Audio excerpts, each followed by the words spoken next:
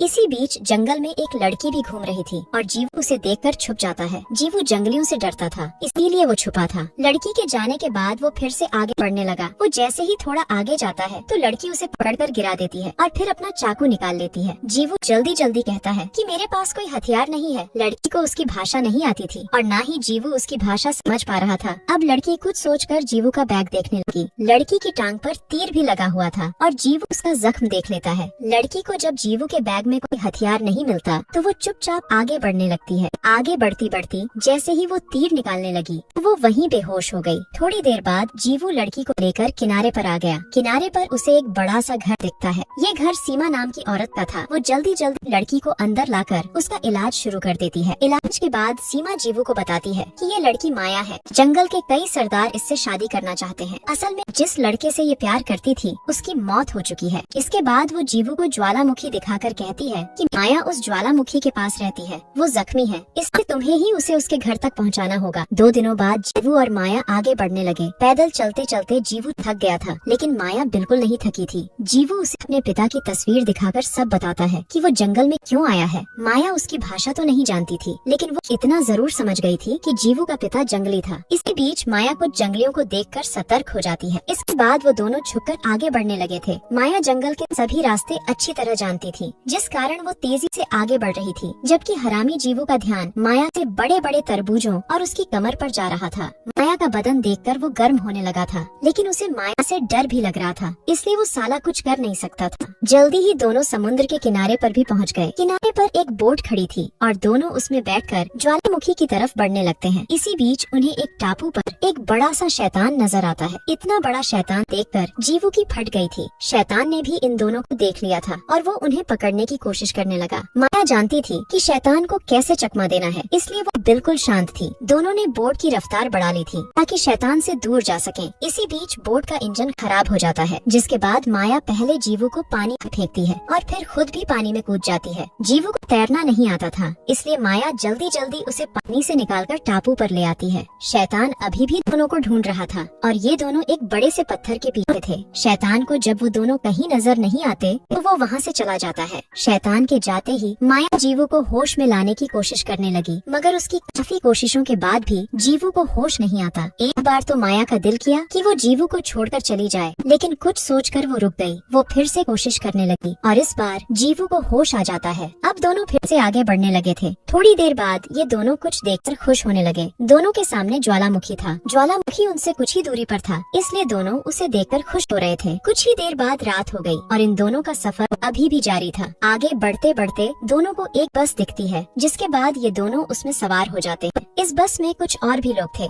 बस का ड्राइवर जीवू को बताता है कि इस जंगल में बहुत सारी खतरनाक चीजें हैं, लेकिन अपने परिवार का पेट भरने के लिए हमें इस जंगल में आना पड़ता है। अगले दिन सुबह होते ही माया की तबीयत खराब होने लगी। ये देख जीवू जल्दी जल्दी बस रुकाता है। बस रुकते ही माया बस से उतरकर एक तरफ जाने लगी। बस कस्बे की तरफ जा रही थी और माया वहाँ नहीं जाना चाहती थी। उसने तबीयत खराब होने का नाटक किया था ताकि वो बस से उतर सके। जीवू भी माया के साथ ही जाने वाला था। इसी बीच माया के सामने एक जंगली सरदार आ जाता है। वो हर हाल में माया को पाना चाहता था और माया की टांग में जो तीर लगा था वो इसी सरदार के आदमियों ने चलाया। सरदार माया को पकड़ने की कोशिश करता है, लेकिन माया भागकर बस में आ जाती है। जीवू सरदार को रोकने की कोशिश करने लगा, जिसके बाद उन दोनों में लड़ाई शुरू हो गई। वो मौका देखकर सरदार पर हमला करता है, जिसके बाद वो माया को लेकर वहाँ से भाग जाता है। ये दोनों भागते भागते रेल की पटरी पर पहुँच गए थे और फिर छोटी सी गाड़ी में बैठकर वहाँ से भाग जाते हैं। सरदार और उसके आदमी दोनों को पकड़ने की कोशिश तो बहुत करते हैं, लेकिन सफल नहीं हो पाते। रात को माया और जीवू एक जगह रुककर आराम करने लगे। जीवू माया के खूबसूरत बदन की खुलकर तारीफ करता है। वो साला उसका दिल जीतकर अपना पानी निकालना चाहता था। वो जैसे ही माया के करीब जाने की कोशिश करता है तो माया उसे नजरअंदाज कर देती है। जीवू समझ गया था कि माया उसका पानी नहीं निकालेगी, इसलिए वो उदास हो जाता है। सरदार के आदमी भी उनके पास ही थे। जल्दी ही वो इन दोनों के पास पहुंचकर इन्हें घेर लेते हैं। सरदार घुटनों पर बैठकर माया से प्यार की भीख मांगने लगा। वो माया से शादी करना चाहता चाहता था। सरदार का प्यार भरा अंदाज देखकर शायद माया का दिल पसीज गया था। वो उसके पास आकर पहले उसे चूमती है और फिर कहती है कि मैं तुम्हारा पानी जरूर निकालूंगी। इसके बाद माया उसके साथ जाने लगती है। जीवू समझ गया था कि माया उसे बचाने के लिए ये सब कर रही है। वो सरदार पर हमला करने की कोशिश करता है, लेकिन सरदार उसे ही बेहोश कर देता है। अगले दिन जब जीवू को होश आया तो वो खुद को जंगल में ही पाता है। जीवू जानता था कि वो माया के कारण ही जिंदा है, इसलिए वो भी अब माया की मदद करना चाहता था। वो जैसे ही आगे बढ़ने लगता है तो उसकी नजर दूर जा रहे शैतान पर पड़ती है। शैतान को देखने के बाद उसकी नजर कई जंगलियों की लाशों पर भी पड़ती है। इन्हें शैतान ने ही मारा था और ये सभी सरदार के आदमी थे। इसके बाद वो जल्दी जल्दी ज्वालामुखी की तरफ जाने लगता है। ज्वालामुखी के पास ही माया रहती थी और सरदार का कबीला भी वहीं था। दूसरी तरफ माया नींद में थी और सरदार उसका सर सहला रहा था। थोड़ी ही देर बाद जब जीवू ज्वालामुखी के पास पहुंचा तो उसका सामना सरदार से होता है। वो जैसे ही सरदार पर हमला करने लगता है तो सरदार उसी पर हमला कर देता है। दोनों के बीच फिर से लड़ाई शुरू हो गई थी।